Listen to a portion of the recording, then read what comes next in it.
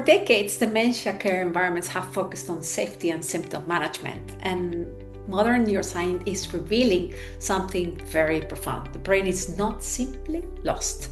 It reroutes, it adapts, and it's responding to stress, and it responds to the environment. And biophilic design has already shown its power to calm the nervous system.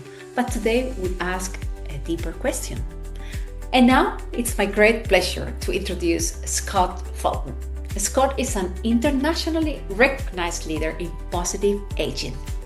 With a background in engineering research and large-scale innovation, his work centers on evidence-based strategies that improve adult aging outcomes, not theoretically, but measurably. That introduction really sets the stage for what my mission is really to come at this from a very practical perspective. Theory is great, and we need to do a lot of theory and a lot of research, but at the end of the day, it's the practical things we can implement that make the biggest difference to people today, and that's how we validate the research. So I kind of, in the world of engineering and applied science versus the research engineer, or research scientist rather, and that's the difference of maybe my work versus some of the research scientists, is that I really try to pull the science and test it out in the field and identify what's working and really leverage it out and scale it up for people. And while my background, I'll talk a little bit about that coming up, it'll make sense. My only disclosure is that I am a real human. As I watch things today on YouTube and things, there is so much AI and it is so disappointing. I'm a big supporter of AI, but not in the world of training and education. So that was my light moment for you. As I mentioned, I'm a research engineer. I come from materials. I looked at endurance. My very first research, oddly enough, was endurance. That set the stage for many things in my life and why aging is important, because I started looking at the aging of metals in metals research very early. Got me into big rail cars, traveled around North America, troubleshooting, did some work on America's Cup. When the mass would fail, they would call me in to understand what had gone wrong with it. Army dropping tankers out of Hercules aircraft, those sort of things. A lot of moving of people, which got me involved in understanding the challenges of people moving with all sorts of abilities and ability challenges across the age spectrum. That was one of the projects in the bottom right. It's the Las Vegas monorail. They twisted my arm to help them with that. I said no 3 times, and finally the 4th time I said yes. Got involved in cycling as a kid, but not seriously. That's not me. That's a pro cyclist. Got involved as an expert witness, which was really a good experience to test, to know your boundaries and know what you have to bring. I was always the one bringing the data and testing, usually going against the theory, again, the science versus the engineering.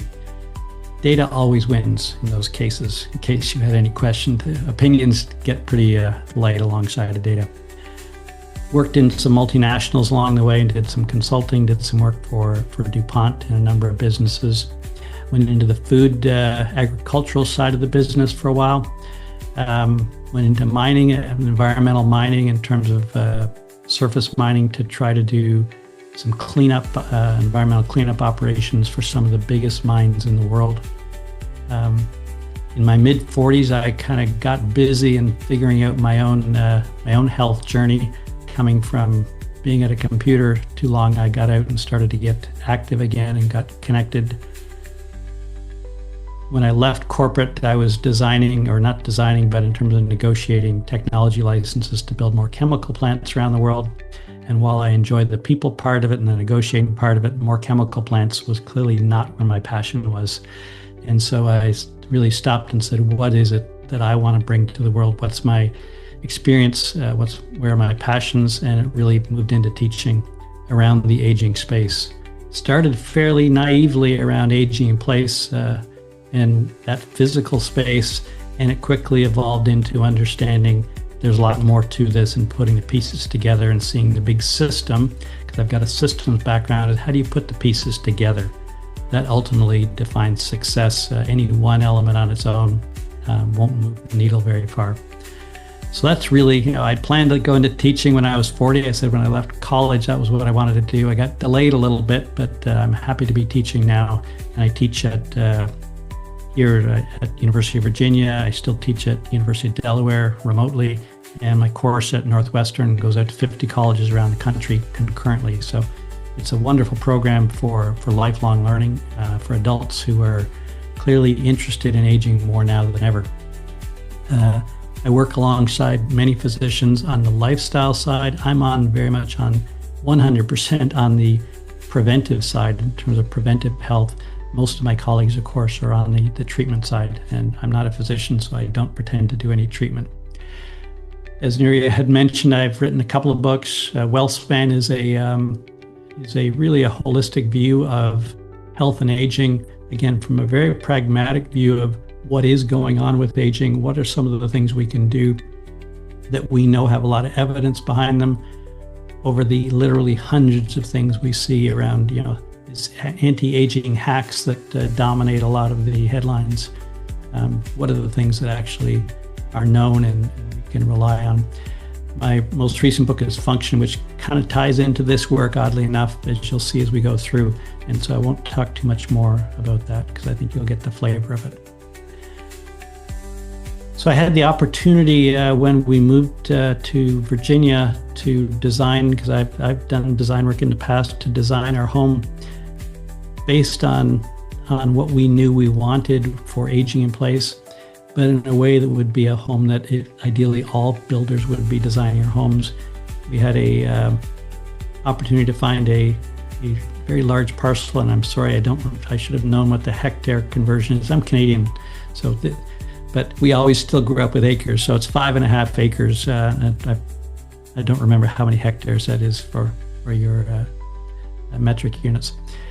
But the idea was really to say, if you could do anything you wanted in a home within a budget constraint and a practical constraint, what would it look like? We moved from a much bigger home and moved into a home that was really designed much more efficiently because we got to design this ourselves. So what you'll see of things will be like the size of the windows, and they're fixed pane windows. In the world of modern day of air conditioning, dividing it all up into a bunch of small panes tends to obscure the view. What I wanted was something where you had that interface of almost a seamless connection of the outdoors coming in. So it was always like living in an outdoor space. And so you can see as we move through the seasons what that space looks like. Rather interesting view here. This was not too long ago, just a weird set of circumstances with some fog rolling in and a bit of cloud cover. Won't take you through all that. There are many things about this home that are designed for aging in place in a very modern way that people don't know that it's an aging in place home unless I point it out to them. And so at some point I'll get busy and start to train around that. But so as a designer, I've been involved in designing my whole life, all sorts of things. And first question as a designer we're asking is, what's the problem I'm solving for? And when we think about the senior living space, the problems most designers are solving for are really different than what we probably would ideally be solving for. And what I'll suggest is what we're going to talk about today is solving for this problem of cognitive reserve. Cognitive reserve, I use that as opposed to dementia because we are all relying on cognitive reserve. It's one of the many things of function we take for granted until it's lost. And that's one of the first components of dementia is this loss of cognitive reserve. But ultimately, we're all going to be challenged with cognitive reserve throughout our lifetime. So really, everything we're talking about today applies to all of us. It just happens to have a particular focus if we're doing design work for dementia-sensitive spaces. Normal aging is something, I get lots of questions about. People get anxious. I'm in my 60s at this point, and I'm seeing signs of these things. I'm around people who are asking questions all the time. And so one of the goals is to demystify what's going on in the brain. So we'll get some look into that today. But it's generally understanding the difference between normal aging and accelerated aging. of the brain specifically. And so there are lots of normal things that happen with aging that we need to be familiar with and not get anxious about. They're just normal. They've been happening all through our life. It just happens to be at a point now where we're noticing it, and maybe it's changing a little bit more quickly. It's really when it happens at an earlier age or early onset age where we start to get concerned, and we know that we've got some challenges ahead. So I won't take you through too much of the detail of the brain because you'll quickly fall asleep. But the traditional view of the brain is really broken into what we could almost think of our abdomen, right? Where we have different organs, our lungs and kidneys and heart, where they're all doing different functions. And to some degree, that's similar in the brain. And we used to think that was, different regions of the brain had totally different roles. We understand now that's really too simple. The brain isn't that simple. It's far more complex. And so it's more like all these organs or regions of the brain are operating with particular skill sets, but like a team, they're relying on their other parts of the brain to work with them, to whether it's memory or problem solving, to do different functions together. So it's not really that all these things exist in any one particular area. So as we think about aging, some of the important things, and this one is really important, is this loss of volume. So the brain volume shrinks at about 5% per decade, starting at about age 40. And why that matters is that when we get older, it's one of the reasons why falls are such a problem. It's not just things like osteoporosis and our bones are getting weaker.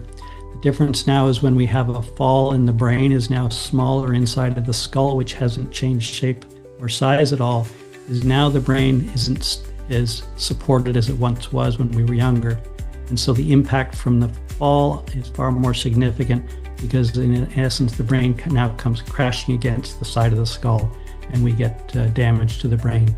A fall that otherwise, 10 or 20 years ago, the same fall would have not had an issue. Then you have the cortex. Mylon will talk about the axons a little bit. Arterial stiffening is common throughout the body. It affects the brain as well. Neuromotor transmitters are really those signals that are going out to our muscles. Senescent cells are increasing. We call them zombie cells. They become the clutter. Again, particularly in our brain, that's an issue. And they cause inflammation, which just further exacerbates the problem, ultimately leading to slower signaling communications. So we see things generally slowing down. What can we do to start designing also in our homes when we are fit enough to start making sure that our health, our mental ability and fitness is better at that point. Physically, we know all what we can do, of course, moving. But the mental part, sometimes it's not so obvious. Right. So there's things like an example is a crossword puzzle. Traditionally, it's Sudoku or those things, right? They are moderately helpful. But when we do Sudoku while we're sitting on a stationary bike or something, that's really I've never done it. Would be interesting because I enjoy Sudoku as a challenge because it's all about pattern recognition. I should try it. I've got a bike. I should try it on there and see if I can maybe have a better record or something. But yeah, it's the idea of there is so much variety of an opportunity of things to do. It's just didn't look at it that way. I didn't think about it that way. But what I've found is clearly because it's gamified, it starts to become more fun. The exercise is kind of like work. You happen to be one of the ones who enjoy it, that's great. But for a lot of people, it just feels like work. But if you want to go play a game and we're not keeping score necessarily about whatever that is, whatever type of game you like, it now brings a lot more people into the realm of interest. And would you combine also designing this way for kids and adults, like both in kind of the same way? Yeah, this to me is what I think of as universal design. It's not the traditional code of universal design. And that's why I say, like, my home was, if we know these things. I haven't shown you anything that we didn't know. I didn't create anything that I showed you today, right? This is all well known, well documented. It just hasn't found its way as a collective presence into the thought of how would we do this if we had the opportunity to build it from a green or a brown site, to develop something and do it any way we wanted. With a little bit of practice, none of these things cost any more money. It's more a question of understanding the choices, and it goes back to what problem are we solving? Because if all we're doing is providing shelter from the weather, we could put up pretty ugly boxes. Right? We need to be doing more than just aesthetics, which I don't need to preach to you, Absolutely. But in terms of these are the things like, what's the real carrot we're offering to people?